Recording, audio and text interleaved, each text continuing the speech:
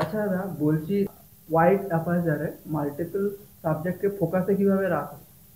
Wide aperture রেখে তুই অনেকগুলো সাবজেক্টকে ফোকাসে রাখতে হ্যাঁ চাইছিস, হ্যাঁ। মানে সাবজেক্ট কি একই প্লেনে থাকবে না, না আগে পিছে? আলাদা আগে পিছে থাকে। আগে পিছে থাকলে ওয়াইড অ্যাপারচারে ফোকাস হয় না, হ্যাঁ, অসুবিধে হয়। অসুবিধা হয়। সেইটা কিভাবে করবি কিভাবে? এটা? হুম।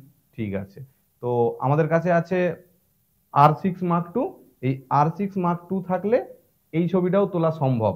এখন আমরা ক্যামেরার সামনে তিনটে সাবজেক্ট রেখেছি এবং তিনটে সাবজেক্টকে তিন রকম ডিস্টেন্সে প্লেস করেছি, সাবজেক্ট 1, সাবজেক্ট 2 অ্যান্ড সাবজেক্ট 3। এবার দেখুন 2.8 অ্যাপারচারে থাকার জন্য আমরা যখন সাবজেক্ট 1-এর উপর ফোকাস করে যদি একটা ছবি ক্লিক করি, 2-এর উপর ফোকাস করে আরেকটা ছবি ক্লিক করি, 3-এর উপর ফোকাস করে আরেকটা ছবি ক্লিক করলাম। তো এখন আমরা তিনটে আলাদা আলাদা ছবি পেলাম, সাবজেক্ট 1-এ ফোকাস ছবি, 2-তে ফোকাস ছবি, 3-তে ফোকাস ছবি।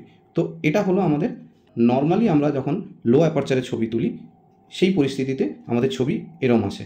আমরা সিঙ্গেল ফ্রেমে সাবজেক্ট 1, 2 অ্যান্ড 3 তিনটে সাবজেক্টের উপর ফোকাস মেনটেন কিভাবে করব, আমরা এখানে প্রথমে ক্যামেরার মেনুতে যাব, তারপর এখান থেকে 3 নম্বর মেনুতে আমাদের আছে ফোকাস ব্র্যাকেটিং। তো এটাকে আমাদেরকে প্রথমে এনেবল করতে হবে। এবার এখানে এনেবল করলে এরপর এখানে কিছু অপশানস আছে, সেই অপশানসগুলো আপনাদেরকে এক্সপ্লেন করে দিই। এখানে নাম্বার অফ শটস আছে, এই তিনটে স্লাইডার থেকে আপনার নাম্বার অফ শটস বা নাম্বার পুট করে কতগুলো ছবি তুলতে চান সেই ভ্যালু এখানে পুট করতে পারেন। আমি নাম্বার অফ শটসটাকে 30 সিলেক্ট করছি। 30 সিলেক্ট করার পর এর পরের মেনুতে আছে ফোকাস ইনক্রিমেন্ট। এখান থেকে আপনি ফোকাসের ইনক্রিমেন্টটাকে চেঞ্জ করতে পারবেন, মানে আমরা যখন একটা সাবজেক্টের থেকে আরেকটা সাবজেক্টে সুইচ করব, আমার এখানে 4 সেট করা আছে।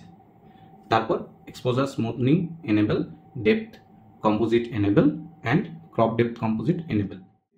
এক নম্বর সাবজেক্টকে ফোকাস করে তারপর যদি আমি শাটার বাটনটাকে ফুল প্রেস করে দিই, আপনারা লক্ষ্য করুন উপরে শর্টস কাউন্ট হওয়া শুরু হয়ে গেছে এবং ইমেজ ক্লিক হওয়ার পর আমরা ফাইনাল একটা এরম আউটপুট ইমেজ পাবো, ডিফারেন্ট ফোকাল লেন্থে বা ডিফারেন্ট ডিস্টেন্সে একে অপরের থেকে দাঁড়িয়ে আছে। তো এইভাবে আমরা ফোকাস ব্র্যাকেটিং সিলেক্ট করে আমরা মাল্টিপল সাবজেক্টের ছবি লো অ্যাপারচারেও তুলতে পারি।